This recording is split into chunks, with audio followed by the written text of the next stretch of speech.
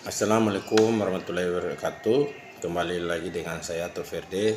Hari ini saya akan mengulas satu video yang berasal dari channel Hidayatullah, yaitu seorang wanita yang berikan hidayah dan petunjuk oleh Allah melalui mimpi, yang dalam mimpinya wanita ini memimpikan hal-hal yang aneh. Salah satunya disuruh membaca surah Al-Fatihah. Mau tahu dengan video berikut ini? Marilah kita saksikan. Mimpi yang kedua dia berhenti. Tolong bacain saya Al-Fatihah gitu. Tuh, saya nggak bisa gitu bacain saya Al-Fatihah. Tolong bacain saya Al-Fatihah gitu. Oh, saya nggak bisa, saya nggak bisa gitu. Terus dia lari lagi ke arah rumah itu. Dia lari lagi ke arah rumah yang kosong itu sambil melihat ke arah saya. Kakak Al-Fatihah, kakak Al-Fatihah gitu.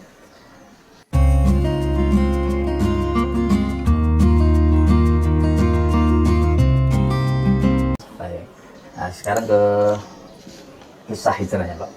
Nih, Pak. Tahun berapa, Pak? Jadi awal mula itu sebenarnya waktu kuliah. Waktu kuliah. Waktu kuliah itu di Surabaya. Saya kuliah di Surabaya di Universitas Katolik. Sebenarnya asal mulanya itu di tahun 2010. 2010, tapi saya mulai itu 2012. Jadi waktu tahun 2010 itu sudah mulai banyak gejolak gitu, Pak. Banyak gejolak itu melihat teman-teman yang ya kayak pakai kerudung gitu, perempuan-perempuan. Itu kok dilihat itu adem itu saya mulai hatinya tuh tergugah untuk dapat mimpi. Dapat mimpi yang mimpi itu berulang. Cerita dia. Waktu sampai sekarang pun saya masih ingat gitu. Biasanya kalau habis mimpi itu kan lupa kayak kisahnya seperti apa, di tengahnya ingat sebagian. Kalau ini kalau ingat total gitu. Ingat. Jadi tahun 2011 itu saya mimpi awalnya tanda-tanda wanita saya yang lagi diberi kehidayah di sebuah lokasi yang sangat luas. Terus di tengah itu ada orang pasang api unggun. Api unggunnya makin lama makin besar. Itu banyak gerombolan orang. Ada api. Dan gerombolan orang itu ini untuk apa gitu? pakai jubah. Ada yang pakai jubah putih, ada yang pakai hitam, tapi nggak ada yang orang Indonesia. Jadi tuh kayak orang mana gitu loh, Pak. Jadi bukan orang Indonesia. Jadi yang pakai jubah putih, ada yang pakai baju hitam. Pokoknya yang orang-orang ya mungkin kalau orang-orang seperti orang-orang Israel, ada yang Israel, ada yang orang Arab, campur jadi satu tuh di situ. Nah, itu kayak ada orang-orang itu dibakar di tengah itu. Dibakar itu semua orang tuh bersorak rame-rame di situ, tapi nggak kelihatan wajahnya. Ya cuma badan sama baju mereka masing-masing. Waktu itu saya di lingkaran itu, saya agak di belakang, saya sendirian di situ. Ada anak kecil perempuan itu lari ke arah saya, tapi nggak berhenti. Dia tuh cuma lari itu sambil ngeliatin saya gitu, ngeliatin saya, tolong gitu. Ya, dia tuh tolong kayak minta pertolongan. Dia tuh seolah-olah takut mau dibakar, mau dipegang sama orang-orang itu.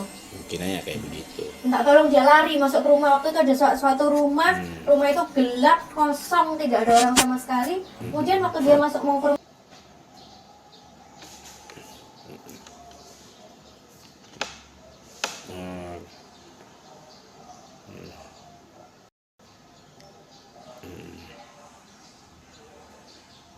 Persis. nggak ada bedanya, persis seperti itu. Tapi dengan orang jubah putih, hitam, sama sekali saya nggak kelihatan mukanya. Tapi saya masih ingat muka anak kecil itu. Anak kecil itu mukanya bersinar, cantik, cerah, gitu, pakai baju putih, lari-lari. Di angle yang sama dia lari dari arah sana. Di mimpi yang kedua dia berhenti. Kalau di mimpi yang pertama dia kan lari-lari gitu. Di mimpi yang kedua dia berhenti. Tolong bacain saya Al-Fatihah gitu. Saya nggak bisa bacain saya Al-Fatihah. Tolong bacain saya Al-Fatihah gitu. Oh, saya nggak bisa, saya nggak bisa gitu. Terus dia lari lagi ke arah rumah itu.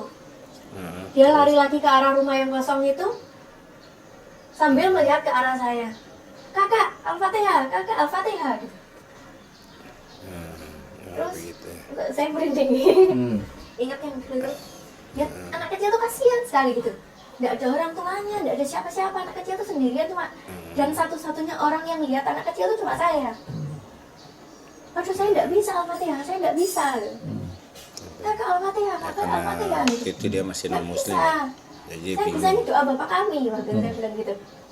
Saya bisa ini doa bapak kami, saya nggak bisa doa-doa Al-Fatihah. yang Terus saya bangun. diajarkan di gereja ya mungkin kayak Ini begitu. kedua kalinya bangun tuh, nafas itu sudah kayak gitu loh, kayak Ngos-ngosan. ngejar anak kecil itu tapi nggak dapat. Bahasa kita di sini Terus itu ngos-ngosan. saya pikir itu cuma mimpi kayak gitu. Itu cuma mimpi. Ternyata di Malah bukan tidur bulan lah. yang sama, mimpi itu datang lagi. Ketiga kalinya. Ketiga kalinya. Ketiga kali berarti. Tapi sehari sebelum mimpi itu datang, saya ingat waktu itu kan Facebook, musim-musimnya Facebook, Twitter. Saya penasaran, apa itu Al-Fatihah gitu. Saya cari, saya baca.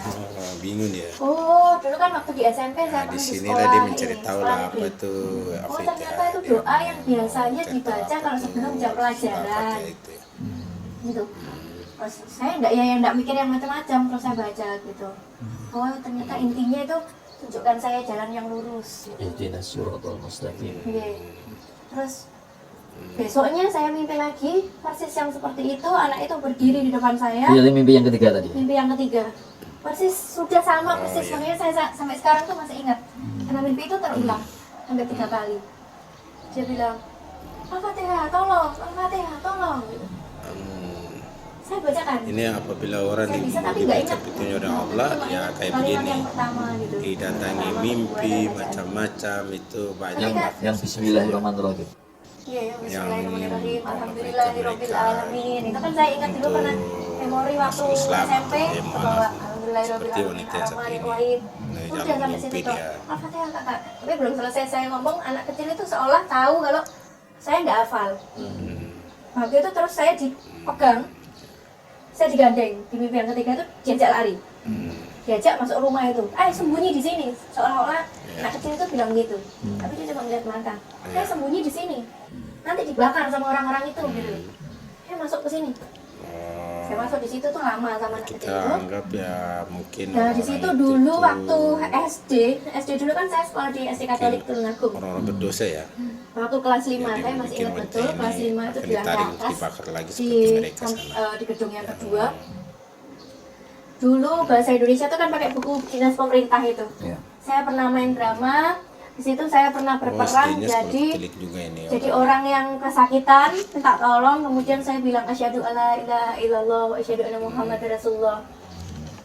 Itu tolong di sana kayak gitu dulu dramanya seperti itu. Saya ingat. Kemudian di dalam ruangan itu sama anak kecil perempuan itu kan dia minta saya baca Al-Fatihah, saya nggak bisa. Terus saya ingat satu-satunya yang dalam bahasa Arab itu saya cuma bisa itu gitu. Terus akhirnya saya berdua di dalam ruangan, dalam rumah yang kosong itu saya bilang, saya mau mengucap itu, asyhadu alla ilaha illallah wa asyhadu anna muhammadar rasulullah.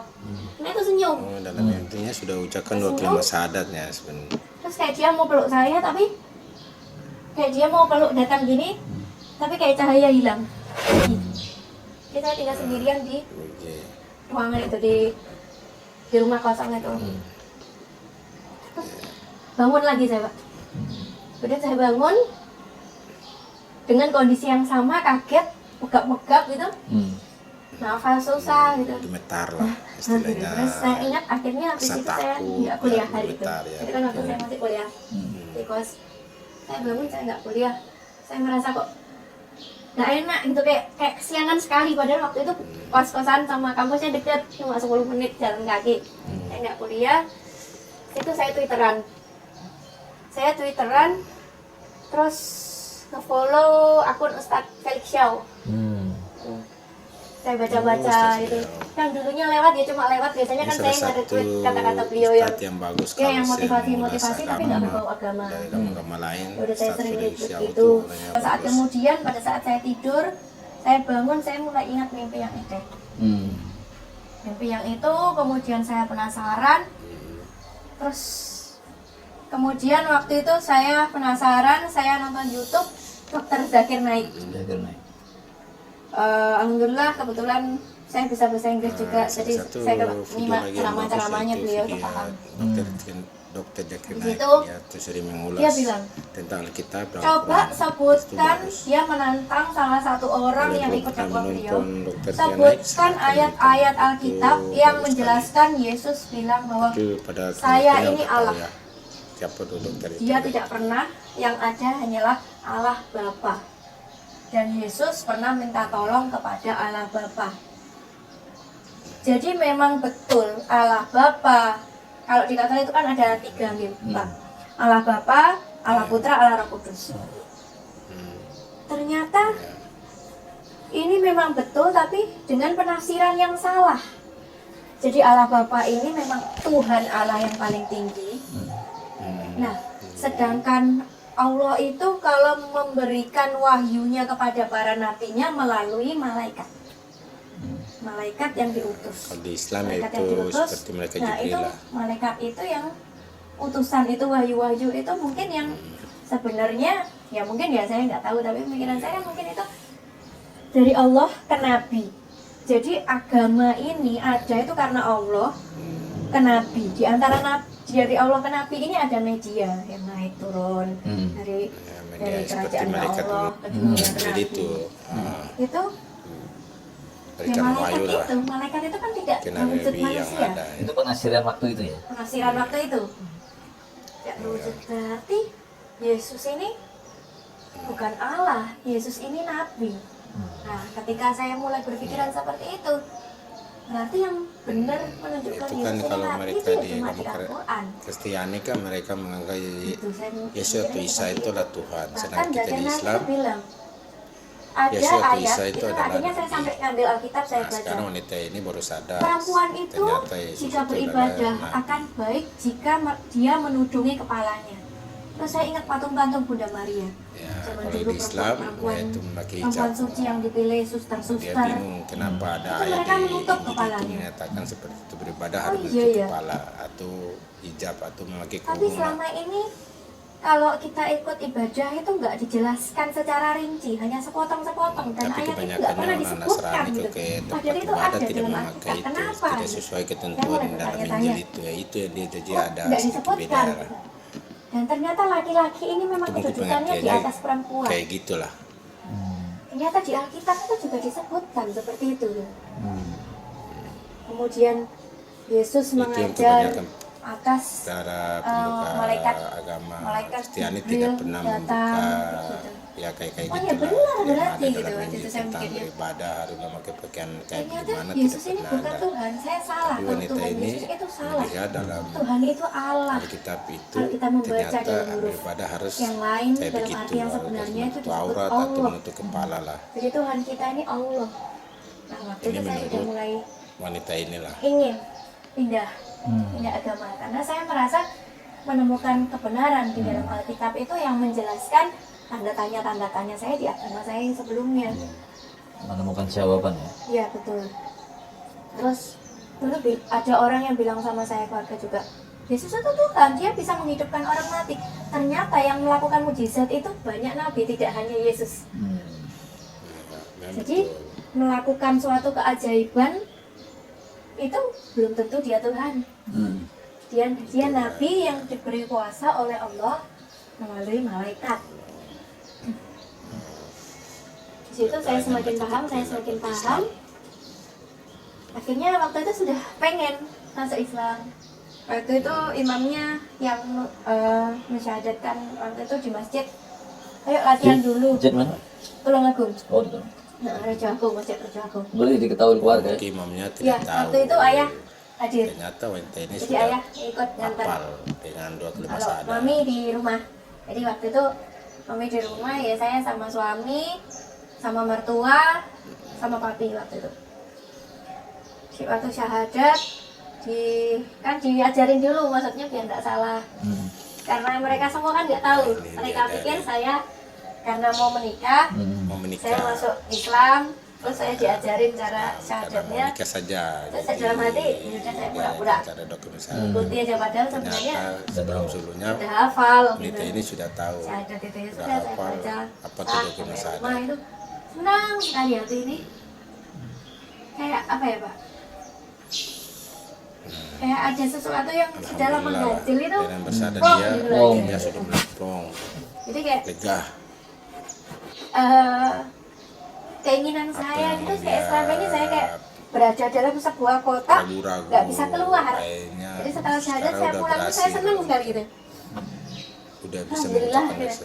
kalimat Jadi syahadat. setelah syahadat itu dalam hati saya tuh saya pulang, alhamdulillah, alhamdulillah, alhamdulillah. Terus sampai rumah ya Akbar. didudukin sama papi.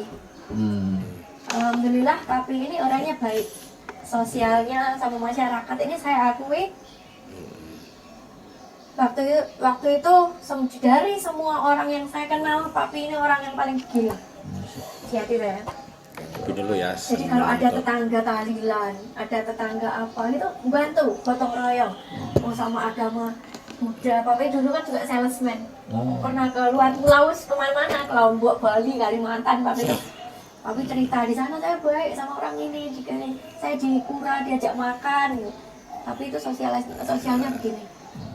Jadi waktu itu papi duduk cuma bilang begini, hidup ini semua pilihan. Semua manusia punya pilihan sendiri-sendiri. Pilihan Kamu mau mencari menikah sama kebenaran. siapa? Kamu mau hidup seperti apa? Kamu mau jadi orang seperti apa? Tanggung jawab papi sampai di sini.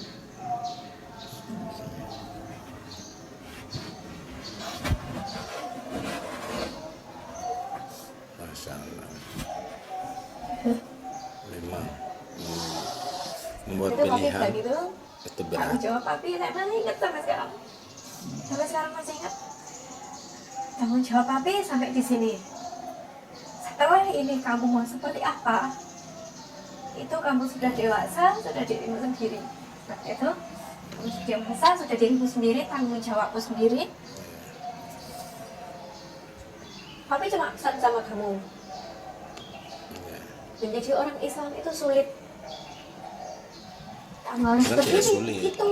Islam itu gampang. Kamu melakukan dosa ini, Bapaknya hukumannya belum seperti tahu ini. Islam itu kayak apa. Dan di Semoga Islam itu bapaknya diperbolehkan poligami. atau papinya diberikan hidayah oleh Allah Jadi, lagi papi berpesan agar seperti bisa itu. berhaji mualaf. Kamu sudah siap? Iya, Pak. Siap. Ini sudah pilihanku, kan itu. Ya sudah, kalau memang itu sudah jalanmu, papi cuma bisa mendoakan. Setelah ini, ya mudah-mudahan tidak ada apa-apa sama kamu tetap jadi orang baik. Ya Pak. Nah kemudian setelah perbincangan itu saya balik ke Surabaya ke kos, kan masih kuliah. Beberapa bulan kemudian saya menikah. Oke, sekian, terima kasih ya, yang sudah menonton video ini, semoga manfaat. Jangan lupa subscribe, like, dan komen. Video ini tidak ada unsur kebencian apapun di agama apapun. Video ini cuma mengulas bagaimana wanita ini dari awal mulanya menjadi mualaf. Mohon maaf kalau ada yang merasa tersinggung atau video ini tidak sedikit pun untuk mencela agama lain. Jangan lupa ya, selalu dukung channel saya ini, dan jangan lupa membagikan video ini agar biar manfaat buat orang lain. Semoga kita diberikan hidayah dan petunjuk Allah dan kuatkan iman. Ya, semoga di kemudian hari kita bisa bertemu lagi dengan video-video ulasan yang lainnya. Oke, terima kasih, dan kita bisa berjumpa lagi dan ketemu lagi di video-video berikutnya.